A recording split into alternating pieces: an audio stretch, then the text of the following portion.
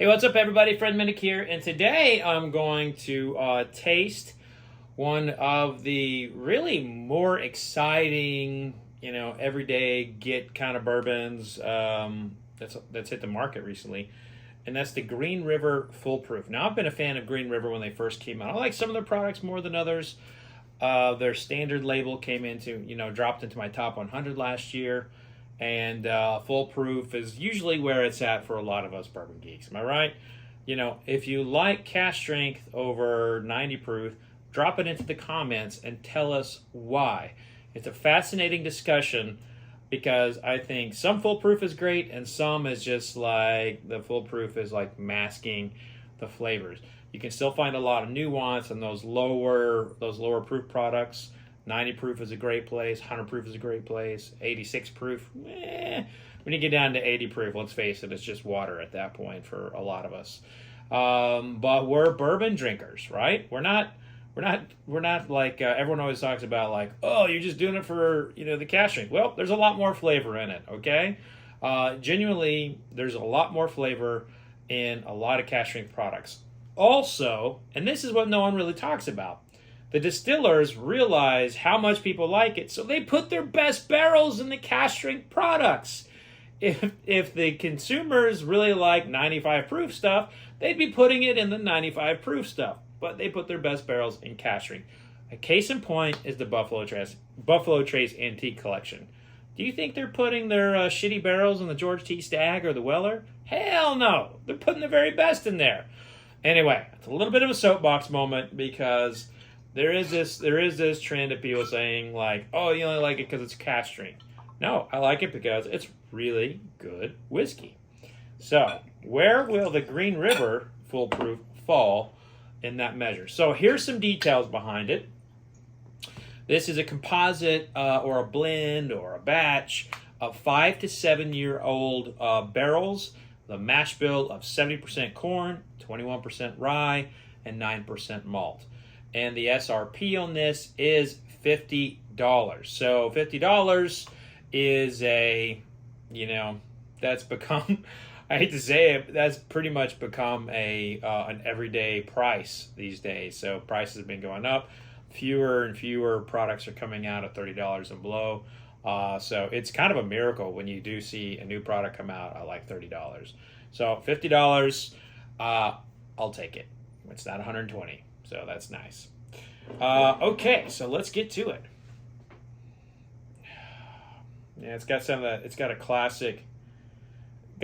Green River has this aromatic property that's like half earth and half sweet, and it kind of goes back and forth. Now, you may recall Green River prior to them being rebranded.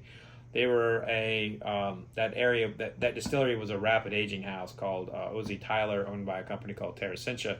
And one of the products that they put out, I was like, this is awful. It's one of the worst things I've ever smelled. They did away with all of that rapid aging stuff. It's been acquired by the Bardstown Bourbon Company, and it's just a full-on bourbon distillery and rye. And when I started smelling and tasting their barrels, I'd be like, oh my gosh, I hope this doesn't have the Terrasentia stuff in it, or I hope that's not blended in there. And I don't think they did because the whiskey was really good. I really like that standard. I think it's 90 proof Green River. I really, really like that. In fact, that's a home drinker at our house.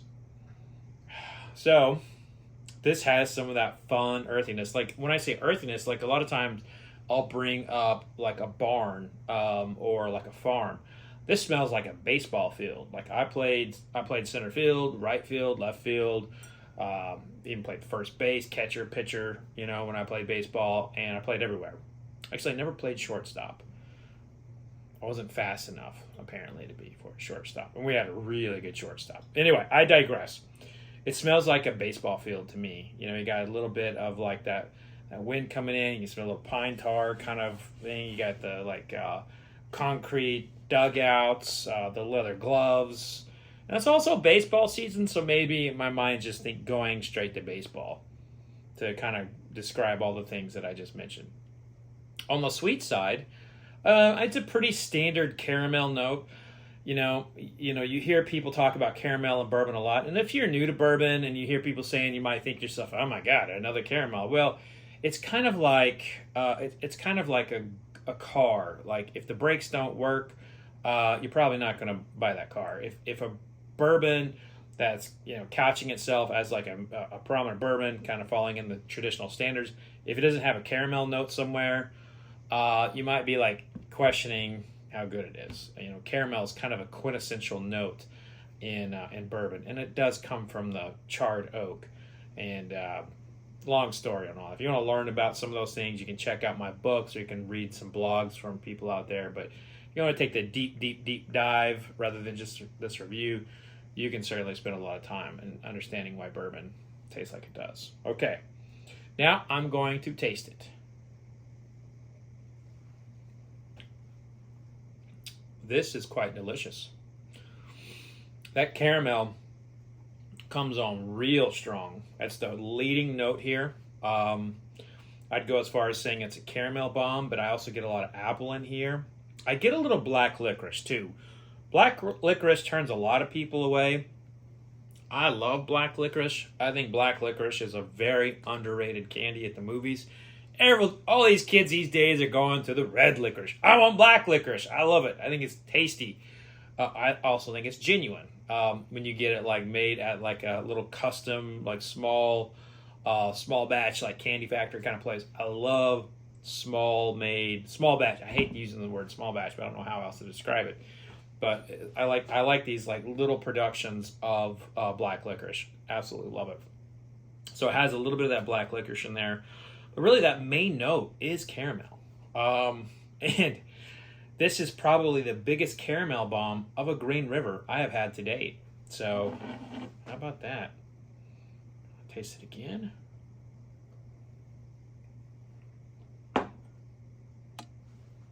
Now a little maple syrup is kind of surfacing here. There's a touch of vanilla and some fruit, but still at the top for me is caramel. Caramel is the leading note on this one. And like I've said before, Green River has typically been kind of earthy for me. And there have been like some nice cornbread and honey notes from Green River for me before. But, this is definitely like a graduation of their flavor profile. This is probably going to be your favorite release if you are a fan of Green River. There is a lot going on here, and it's fantastic. If I were to score this, I'd be scoring it in the 90s, probably a 91, 92. I'd say it is right there in the league with a lot of the cask strength products that are coming out, like a Rare Breed, an Elijah Craig Barrel Proof. I don't think it's in the league of like a Stagg Jr. or George C. Stagg, but it's close. It's knocking on that door. And by God, at $50, that's a hard one to say. It's a hard one to say that you can't get behind that. Whereas like the Staggs, you're gonna have to pay. You're gonna pay 2-3 times. You could buy probably four of these bottles for what you could a Stagg. That's probably actually being kind of a generous there. You probably have to buy. You could probably buy 7 or 8 bottles for a bottle of Stagg from the BTAC.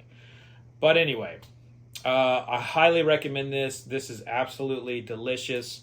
I'm finding this to be very complicated on the finish. It's still there. It's still going. And I think there's a lot of legs here with this Green River. So kudos to everyone at Green River and Bardstown Bourbon Company for crushing what I think is a must-have in the market. But that's going to do it for this little old review. Thank you for tuning in. If you're not already, become a subscriber on my YouTube channel. All you got to do is click the subscribe button and tell a friend. We're trying to grow here. I got a new season of the Fred Minnick Show coming up very soon. So pumped about that dropping. It's going to be Yellow Wolf. Yellow Wolf returns to my show, and it's going to be dropping here very soon. So cheers, y'all. Be safe out there, and remember, vodka sucks.